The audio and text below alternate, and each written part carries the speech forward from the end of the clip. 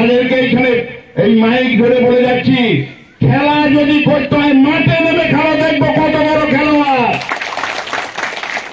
ওই রকম হার মাতগিরি করে চোর ডাকাতের মতো মানুষ খুন করে খেলতে যাবে না, সেটা কিন্তু মেনে না হবে না। আপনারা দলটা করুন, মমতা ব্যানার্জির দল করুন। আজকে আমরা দায়িত্বে আছি, কালকে যদি বলে যে ধ্রুব ব্লক সভাপতি নাই, আমি এমএলএ নাই, আমার ছেলেরা অঞ্চল সভাপতি নাই, সাধারণ মানুষ যাকে দায়িত্ব দেবে সেই করবে। এর জন্য মারামারি হানাহানি এগুলো কেন? দায়িত্ব দিক, দায়িত্ব দেওয়ার পথে আমি মেনে নেবো, তোমরা এই করবে তা করবে, তা নাই। যেখানে যাচ্ছে যারা, আমাদের একটা দুঃখ কি জানেন, এটা আপনারাও জানবেন, যাকে জিতালাম আমরা জীবন বাজি রেখে, তাদেরকে বাদ দিয়ে যারা হারাবার চেষ্টা করেছিল তাকে মাথায় নিয়ে নাচছে আজকে, তাকে আজকে মাথায় নিয়ে নাচছে। এর পতন হতে বেশিক্ষণ লাগবে না, এটা নিশ্চিন্তে থাকুন। অহংকার পতনের মূল কারণ একটা কথা লেখা আছে, এবং পতন হবেই, এর পতন হবেই, নিশ্চিন্তে থাকুন আপনারা।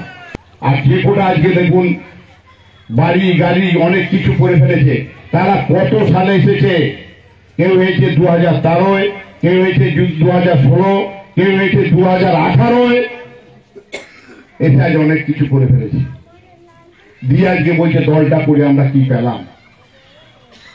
তাদেরকে মনে হচ্ছে যে না, যা হবে সবটাই যা বলবে সেই আগেকার রাজত্ব। এখানে আবার কিছু কিছু নেতা হুঙ্কারি খাচ্ছে, যারা কয়েক লক্ষ টাকা জরিমানা করবো। আরে জরিমানাটা পরে তাদের করবি, তোর কি হবে আগে চিন্তা করে, আগে তোর চিন্তা করিস যে তোর কি হবে।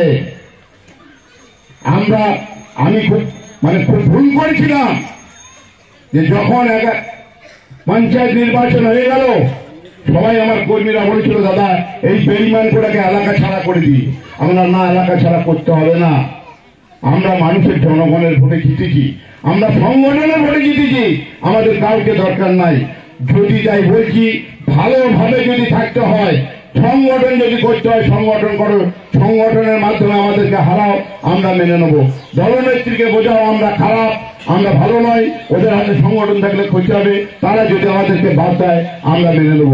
কিন্তু মনে করো যদি খুন খারাপি করে আর মঙ্গল করে মুখে ক্ষতি করব, আর কিন্তু সহ্য করবো না। এবার খেলা হবে, আমরা বেশি দিন কিন্তু বসে থাকবো না, এটা পরিষ্কার বলে দিচ্ছি। কিন্তু আপনাদের কাছে অনুরোধ, 2026 সালে যে নির্বাচন আছে, আমরা যেমন 11-য় 124 ভোটে হেরেছিলাম, তারপর আমাদের লোকসভায় যে নির্বাচন হয়েছিল আমরা 29,000 ভোটে জিতেছিলাম। সিদ্দিকুল্লাহ সাহেব 11,000 ভোটে জিতেছিল, আমি প্রায় 22,000, এবং লোকসভায় হয়েছে 47,000। আর এই 47,000-এ বসে থাকলে হবে না, আমাদের একটাই লক্ষ্য রাখতে হবে, এই যারা নিন্দুক আছে এদের মুখে ছাই দিয়ে 47টা আমাদের 60,000 নিয়ে যেতে হবে।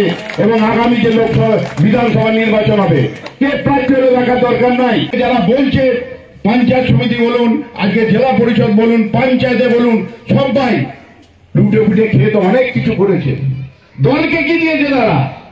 আপনারা দেখান কোন জায়গায় পার্টির নামে, আমাদের দলের নামে এমন কিছু একটা প্রস্তাব খান খারাপ করে দিয়েছে নাকি? দেখান দেখি, কেউ করেনি, সব লুটে ফুটে নিয়ে গেছে। তাদেরকে বাদ দিয়েছি বলে আজ গায়ে জ্বালা ধরছে, নয় আজ গায়ে জ্বালা ধরছে। অন্যায় যে করবে তাকে সরে যেতে হবে, আমিও যদি অন্যায় করি আমাকেও সরে যেতে হবে, কেউ রিয়াক্ট করবে না। এটা মমতা ব্যানার্জির দল, এটা তৃণমূল কংগ্রেসের দল, মমতা ব্যানার্জি কাউকে রিয়াক্ট করে না।